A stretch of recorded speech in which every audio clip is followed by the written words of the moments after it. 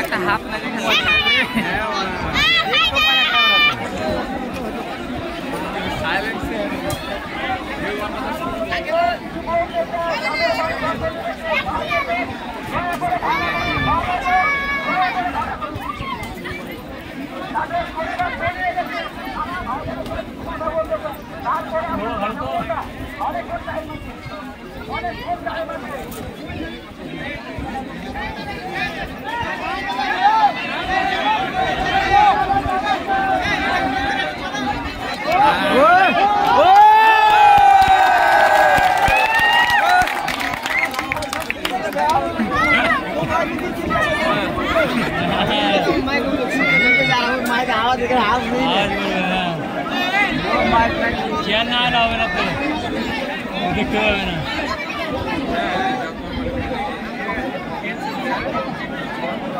रोज धुने ना ले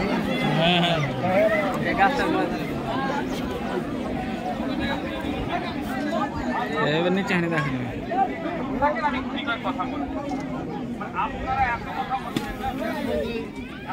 মোবাইল উপরে যে টাকা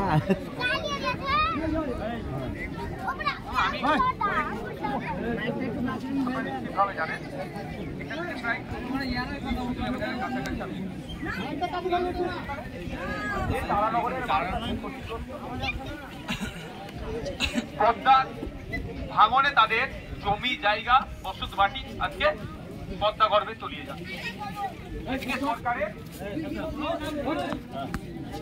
আমরা এসেছি সরকারকে এখানে এসে পৌঁছাচ্ছি, এখানকার মানুষের কথা শুনেছি, সেটা সরকারের কাছে পৌঁছাতে হবে। কিন্তু আমি তো আপনাদেরকেও সজাগ করার জন্য কথা বলি। কদিন আগে যখন আপনারা কি দূরের মানুষ শুনতে পাচ্ছেন তো ভাই? কদিন আগে নেপালে একটা অশান্তিকে কেন্দ্র করে এখানকার যার ক্ষমতা ছিল তাকে ক্ষমতাচ্যুত করলো। ওই নেপাল আমাদের প্রতিবেশী রাষ্ট্র, প্রতিবেশী রাজ্য নয়, প্রতিবেশী একটা রাষ্ট্র। সেখানে ঝামেলা হচ্ছে বলে আমার রাজ্যের মুখ্যমন্ত্রী সারা রাত ঘুমোতে পারেননি, মানবিক মুখ্যমন্ত্রী হতে পারেন। কিন্তু নেপালের মানুষ কিন্তু মমতা ব্যানার্জিকে ভোট দেয়নি ভাই। পশ্চিম বাংলার মানুষ মমতা ব্যানার্জিকে ভোট দিয়ে মুখ্যমন্ত্রী আসনে বসিয়েছেন।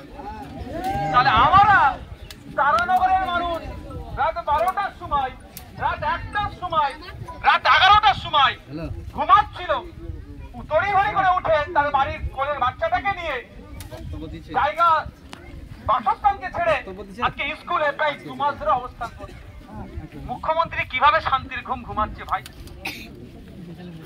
ভাবাচ্ছেন আমাদেরকে? মুখ্যমন্ত্রী শান্তির ঘুম এই জন্যই ঘুমাচ্ছে যে আমরা যাদেরকে আমাদের দুর্দশার কথা বলার জন্য তৈরি করেছি সবাই এইটা ঠিক জায়গায় পৌঁছাচ্ছে না। আমাদের এখানে নাসিম বাবু আছে, তো আমি কথা বলি তার সাথে, আমি তার ভাই আমার পূর্ব পরিচিত, মানে অনেক আমার পূর্ব পরিচিত আছে। আমি যখন এখানে খেলতে আসতাম ভলিবল, তাদের সাথে যোগাযোগ রাখছিলাম। আমিও ভাই একা মানুষ, ভাঙড়ের বিধায়ক হলে কি হবে, এখন রাজ্যের বিধায়ক আমাকে আপনারাই বানিয়ে দিয়েছেন।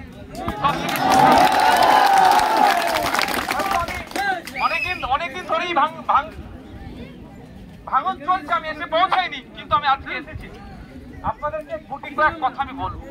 প্রথমত কথা, দায়িত্বশীল মুখ্যমন্ত্রী, আমি জানি না কিভাবে তিনি শান্তির ঘুম ঘুমাচ্ছেন। মুর্শিদাবাদের একটা প্রত্যন্ত গ্রামের মানুষ 138টা পরিবার আজকে ধ্বংস হয়ে গেছে, রাস্তায় বসে আছে। সেই পরিবারের মেয়ের সন্তান প্রসবের সময় হয়ে আসছে, সে এই ধরনের পরিবারের মধ্যে আছে। মাধ্যমিক পাস করেছে একটা বাচ্চা, তার ভবিষ্যৎ কি হবে এখনো সে ঠিক করতে পারছে না। একাধিক ছেলে মেয়ে এবারে মাধ্যমিক পরীক্ষা দেবে, 2 মাস ধরে তাদের পড়ার মতো আরো চিন্তা করে উঠতে পারছে না। তাহলে এই কেন্দ্রের এই 138টা পরিবার আজকে রাস্তায় বসে আছে। আমি কথা বলেছি আপনাদের অনেক পরিবারের মানুষের সাথে, তারা বললেন একটাই কথা, কি খাবার দিচ্ছে না দিচ্ছে তার থেকে বড় কথা পুনর্বাসনের ব্যবস্থা যাতে করে। আমি আপনাদের নাসিম ভাইয়ের সাথে কথা বললাম, উনি বললেন আমরা লিস্ট জমা করেছি, একটা কমিটি গঠন হয়েছে। কমিটিটা কি করছে আজ থেকে আমি স্পেশাল নজর রাখবো আপনাদের দিকে, এটা মাথায় রাখবেন। আমি জানিয়ে দিয়ে যাই আমার ভাই, আমি আপনাদের পাশে থাকবো যতক্ষণ না পর্যন্ত ভাই ভাই কনসেন্ট্রেট ব্রেক হবে আমার, যতক্ষণ না পর্যন্ত দুটো জিনিস হচ্ছে, আমি কথা দিয়ে গেলাম আপনারা যদি আমার সাথ দেন আমি আপনাদের ছেড়ে দেওয়া যাব না। প্রথম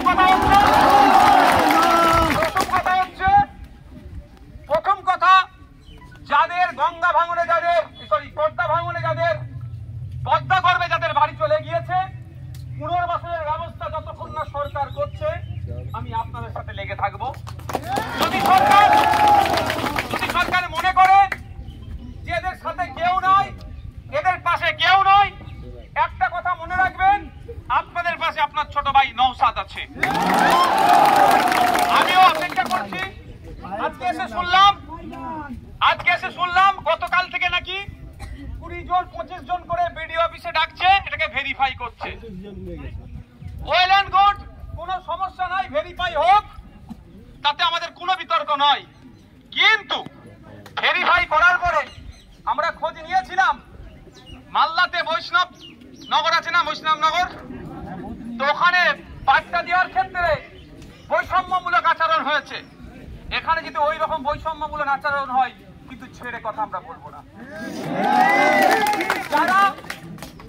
যাদের বাড়ি গিয়েছে করবে তাদের বাড়ির ব্যবস্থা করতে হবে, এটা সরকারকে দায়িত্ব দিতে হবে। সরকারের ব্যর্থতার জন্যই কিন্তু আজকে আমার বাড়িটা, আমার ভাইয়ের বাড়িটা, সে আমার ঘোষ ভাই হোক আর আমার শেখ ভাই হোক, বাড়িটা কিন্তু গিয়েছে সরকারের ব্যর্থতার জন্য। আজকে আমরা অনেকে দীঘায় ঘুরতে যাই, সেখানে বড় বড় ঢেউ আসতে পড়ে কোথায় পারে, আজ থেকে 10 বছর 20 বছর ধরে আমরা যাচ্ছি, অনেকে তারা বেশি যাচ্ছে, পাড়ে এসে ঢেউ আছড়ে পড়ছে, কিন্তু পাড় ভেঙে ভিতরে আর পৌঁছাচ্ছে কেন? পৌঁছায়নি কংক্রিটের নির্মাণের জন্য। প্রথমটা হচ্ছে আপনাদের আমি পাশে থাকবো, লেগে থাকবো, যতক্ষণ না পর্যন্ত আপনাদের পুনর্বাসন হচ্ছে আমি আপনাদের সাথে থাকবো। যদি সরকার এখানে ওই কাঠমারির মতো কোনো নোংরামি করে, আপনাদের কথা দিয়ে যাচ্ছি, যদি একজনও এখানে বেঞ্চায় পায়, একজনের সাথে একজনও যদি না পাই, আমি কালকে রাত্রে আমার উকিলের সাথে আমি কথা বলেছি যে দাদা আমি আগামীকাল তারানগরে যাচ্ছি, যেখানে পদ্মার গর্ভে অনেকের বাড়িঘর জমি জায়গা তলিয়ে গিয়েছে। আমাকে যে কথা বলেছে উকিল সাহেব আপনাদেরকে জানিয়ে দিই, আমাকে বলেছে এটাই যে যার যে ক্ষতি হয়েছে তার লিস্ট তৈরি করতে বলুন। আপনারাও শুনে রাখুন, কার কি ক্ষতি হয়েছে তার লিস্ট তৈরি করুন। যদি সরকার পুনর্বাসনের না ব্যবস্থা করে, ওই লিস্ট নিয়ে আপনাদের ছোট ভাই আপনাদের হয়ে হাইকোর্টে লড়াই করবে আইনে। আপনাদের কাজ এতটুকুই থাকবে, একবার গিয়ে এফিডেভিটটা কলকাতা হাইকোর্টে করতে হবে। একটা পয়সা কোর্টে লড়াইয়ের জন্য আপনাদের লাগবে না, আপনাদের ছোট ভাই আমি তো। আমি আশা করব এইটা আইন অবধি যাবে না।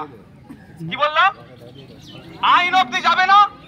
এখানকার প্রশাসন, পঞ্চায়েত সমিতি, জেলা পরিষদ, সরকার এটা আইন অবধি চ্যালেঞ্জের জায়গায় না গিয়ে আইনের চর না খেয়ে মানে তাদের ব্যর্থতা স্বীকার করে সরকার আমাদের এই 138টা পরিবারকে পুনর্বাসনের ব্যবস্থা করে দেবে।